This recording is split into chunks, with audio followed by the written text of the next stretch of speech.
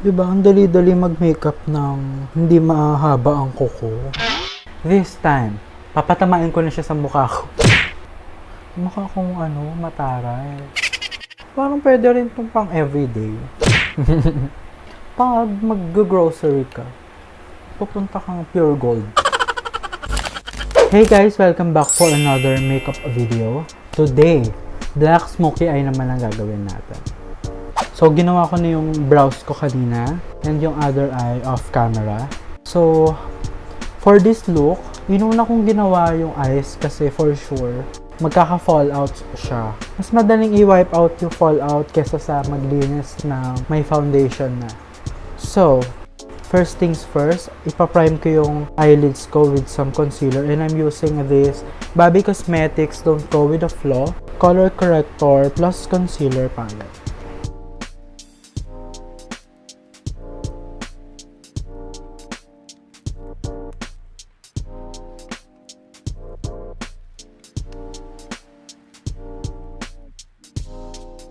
For my transition color, I will use this Meet Matte Trimony eyeshadow palette and this shade Matte Evans.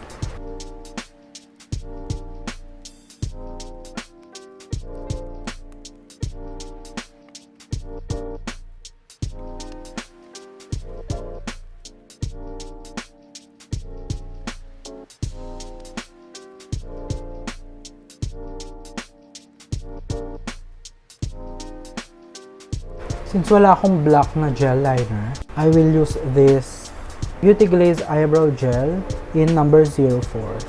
Gagamitin ko lang naman siya as a base sa black.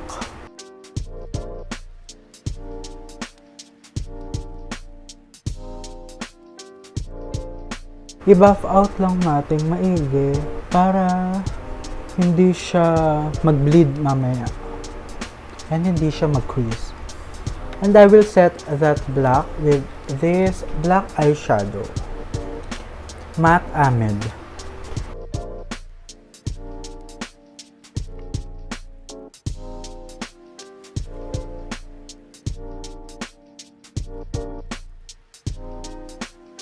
After iset itong gitna, saka natin siya slowly ibabuff out yung edges. And make sure na wala na masyadong pigment na nasa brush. I-rub off nyo lang para malinis nyo yung edges.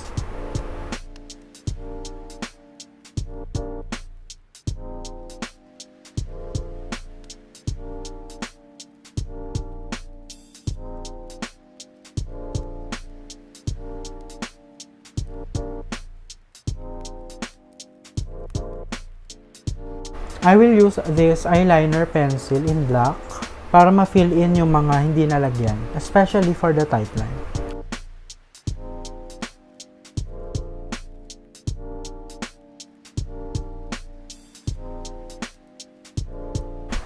And ganun lang. Maglalagay lang ako ng lashes and I'll be right back. I-wipe out ko lang yung fallout.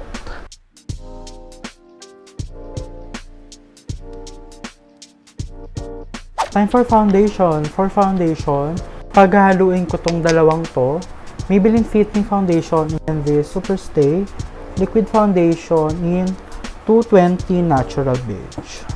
As usual, para mas full coverage, I will use brush.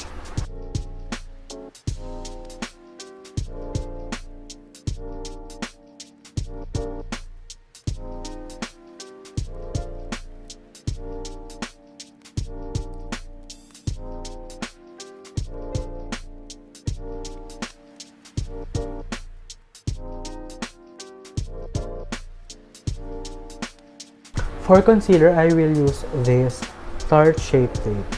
Ano ba shade nito? Nakalimutan ko kung ano shade to.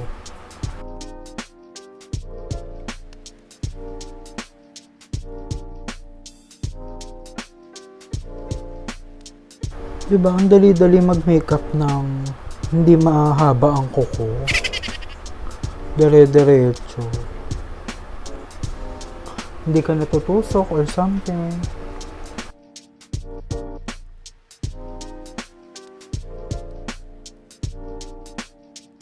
And isa-set ko yung face ko with some powder and I will use this Maybelline Superstay Full Coverage Powder Foundation.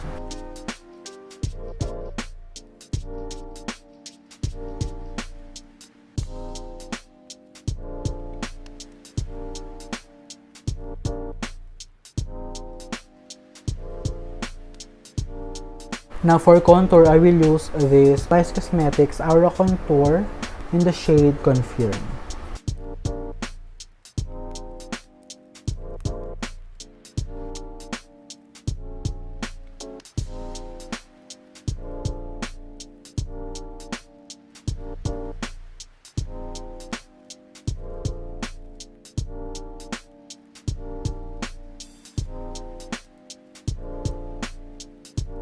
Ka-carve out ko yung contour ko with some loose powder.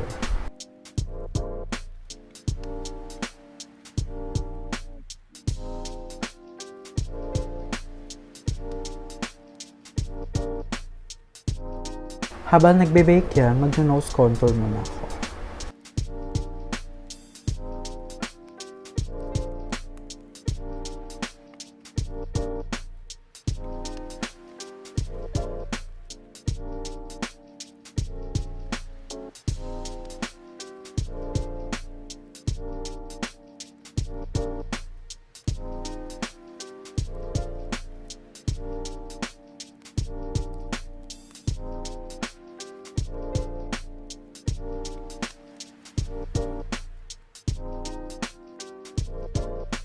So, tatapusin natin ang ating eyes. For my lash line, I will use this shade all over my lower lash line.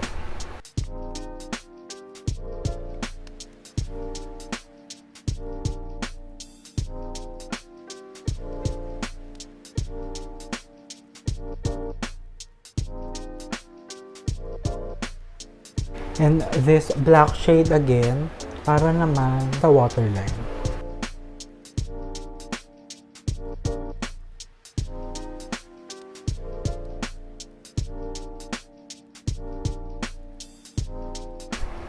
Isa palang tip para sa mga nag-smoky eye, especially kung black, i-smudge nyo ng malala. I-blend nyo ng bonggang-bongga para hindi siya mag-bleed, hindi siya kumalat, gano'n.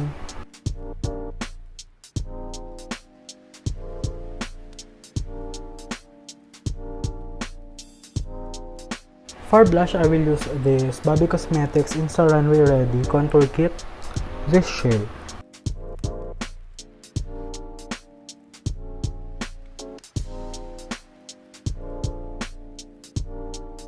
Now for the lips, gagawin ko ulit yung ginawa ko last time. Gagawin kong lip liner itong contour.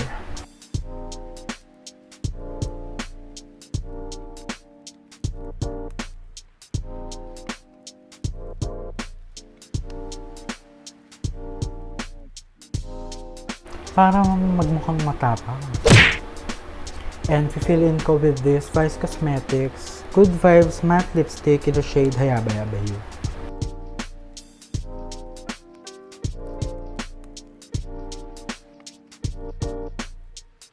And lastly, maglalagay ako ng lip gloss. And I'm using this Bare Minerals Marvelous Moxie in the shade Sweet Talker.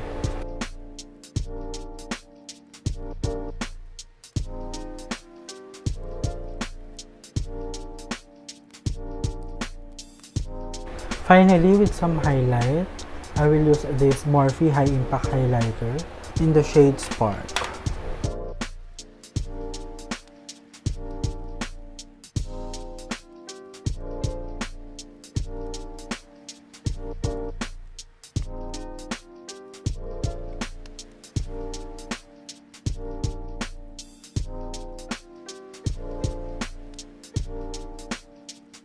And of course, don't forget to set everything with some setting spray. This time, papatamain ko na siya sa mukha ko.